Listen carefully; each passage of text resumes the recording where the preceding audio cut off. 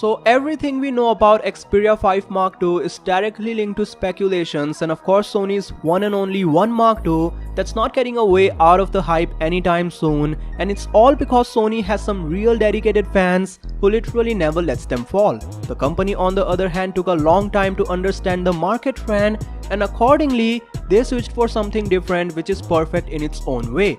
At least they didn't copy meaningless design to hit numbers. Now also, the One Mark II is a necessary upgrade over Xperia 1 as the handset for the first time in mobile industry adopts camera features that specifically dominate DSLR world through Sony Alpha series. In addition to this, Sony didn't delay the market availability of this device, which for some reasons happened with the predecessor model, and of course that killed the buzz. With Xperia 5 Mark II, the Japanese giant has an opportunity to maintain its spot and at the same time provide us with better upgrades in the same year, just like Samsung does with Galaxy S and Note series. Getting to the point, the Xperia 5 Mark II has been spotted on Geekbench recently, and even though I don't really consider these numbers to predict the real life performance of any device, because obviously there's a whole lot of difference it makes, but when it comes to early info, like when the device isn't certified or is still in R&D, I do rely on them for obvious reasons. You see, when devices are in their early phase of production,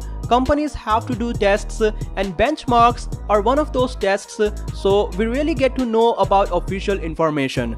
Now, as I was saying, Xperia 5 Mark II most certainly appeared on Geekbench with model number 7Y6DU1i, and from what I see here, the device is running Snapdragon 865 with 8GB of RAM and of course Android 10 as the operating system. But what I don't understand is why Sony is still relying on Snapdragon 865 instead of 865 Plus, because it's already in the production and we have got a list of devices that will use it for second half of this year. The Xperia 5 Mark II for no doubts still has a powerful processor, but there are consumers who are always looking for something better, which in this case I don't see happening. Don't get me wrong, there are a lot of necessary improvements that the company is gonna implement, but let's wait for them. Who knows if the reason behind it is not to increase cost. We'll definitely come to know about it in early September when Sony will present Xperia 5 Mark II at the IFA. Till then, click the subscribe button for daily updates like this.